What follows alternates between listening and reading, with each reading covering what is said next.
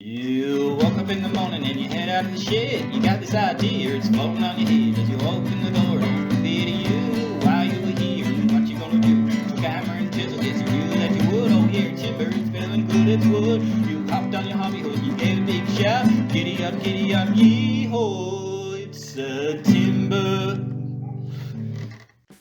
Good evening, hobbyists and enthusiasts. Welcome to another instalment of the Hobby Horse, where you're going to have a gander at me finishing this off. So as you can see here, I've got my main workbench which flows over that way, and I've built this workbench here that holds the Triton 2000 Workcentre. So we've got the piece of ply I plan on using. Just going to grab a tape measure, and then I'm going to measure out 875 mil.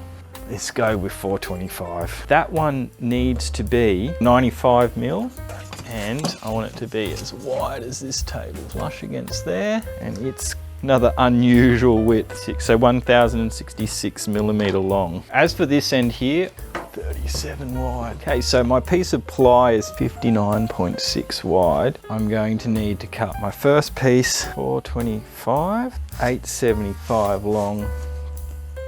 That's pretty good. So my measurements are spot on. Just like to quickly sketch in my blade width here, roughly. So we've got 1066 along here. I do like to use my table saw, but it is raining outside, and the way my shed's designed, I actually have to stand in the rain, which isn't so bad, but I don't want to drag the plywood out and have it hanging around in the mud and the water out there. So I'm going to use this little nifty one, and I'm going to cut it by eye because this is a workbench. It's going to get trashed, and it doesn't actually have to line up very accurately with anything. So watch me make a mess of this.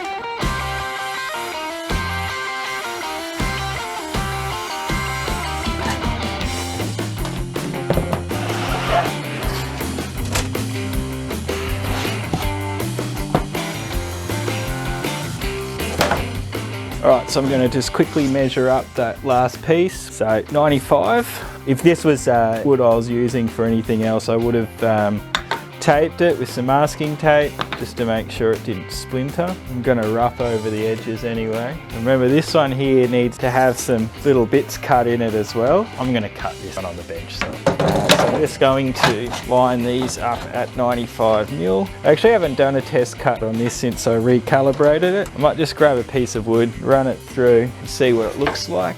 Just a little piece of offcut like this. So you can see a nice straight cut, 95. So I've obviously calibrated the power saw that's mounted underneath well enough. So what I should be able to do is very quickly, I'm going to do one quick cut.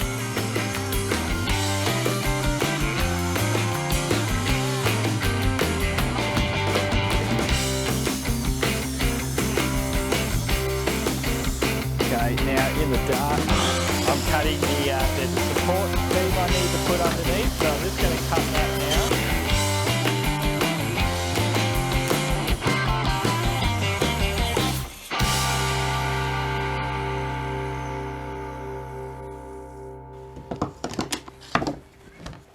now. Okay, I had to leave what I was doing last night. I couldn't see, and perhaps I couldn't think. I measured a few things wrong. Thankfully, they were all long. So I've quickly tidied that up, and right now I'm just trying to get this ply level. One of the things with my workbench is every piece of wood I use was twisted, and there was a general overall inaccuracy to everything I cut. For that matter, it is quite level, quite square, you know, it's functional. But when I'm trying to put this ply down, so I've got a little bit of a gap to raise, and so I'm just been cutting up some slithers like this, and I'm just going to put them down between the ply and the timber slats I've got on the table there. So if you're looking for some crude fix-it-up methods, you've come to the right place. The other thing I've got to do quickly is cut out these two grooves here so I can then access the levers that lock the guide rail. Okay, back for another evening and fun to try and finish off this workbench. I'm just marking out where exactly I want these holes.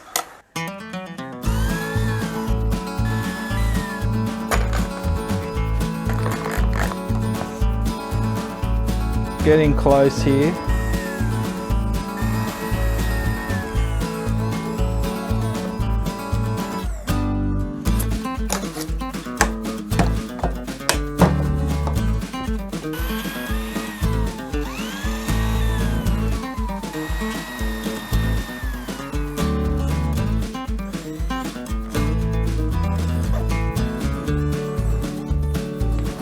Okay, now to do this end bit here. Gonna give this vise a go, because I'm gonna run around the edge with the router, and I'm hoping that that can hold it in there. Just going down one edge.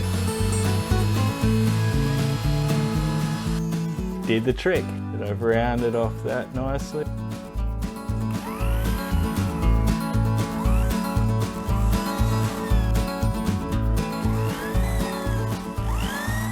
So I was making a good go of it last night, and in the fading light and the waning brain, I misjudged the behaviour of my router and it got the better of me. Although I did get this finished, I was making these handholds. The router jumped in and took some edges off.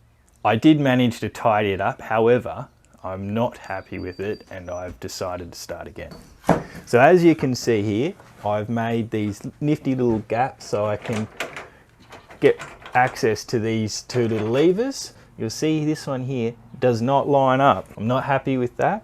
I'm going to start again. I have put in the measurements, much adjusting, much fiddling, much second guessing myself. I'm cutting them all a little bit short because I'm just really paranoid of overdoing it, as you can imagine.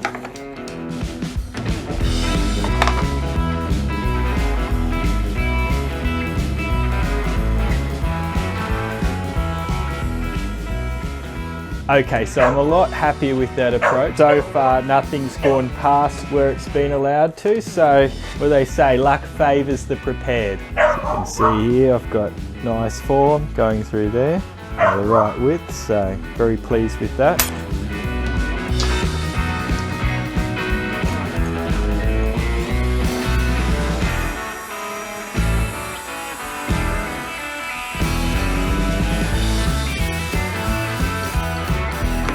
All right, there we go. Feeling confident this time. So what I've done is gone the full length along the top, and just the top and bottom where my hands are going to be going down. Okay, so that's sitting in there quite snug. So I'm really happy with this. So the main one was actually this one here, because it runs along with that piece of ply there. And I just wanted them to be in line with the base, the timber understructure, and with each other. That's good enough for me. You can access both the locking levers. So that's really good. So now I've just got to cut off that end there. What I'm going to do, pop that out, pop it back in. So it's got a bit of extension there. Just going to give this a cut now.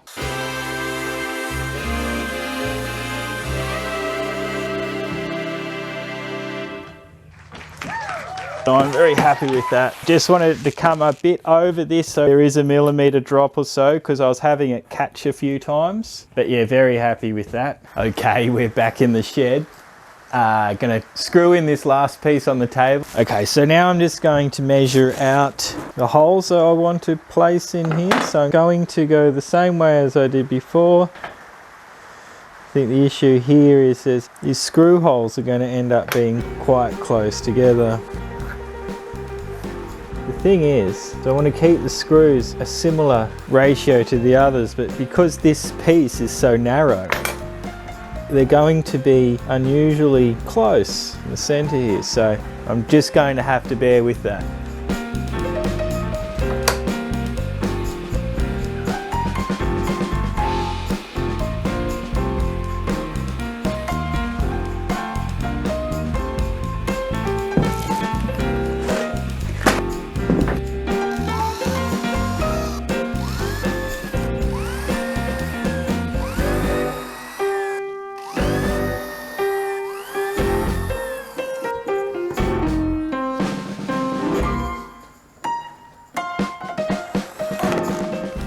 Just try and take the screws down just a little bit below the surface.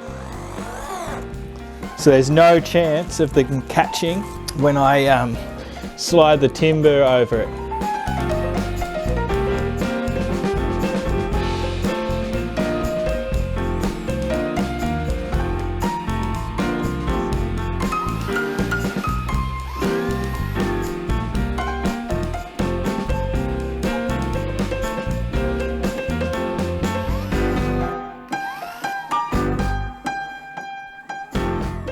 So after my hiccups last night, I really stopped and I went, Alan, you can't be making these silly mistakes. I thought about how I was going to approach it. Then I came out, it all works. So there's to thinking about what you're doing.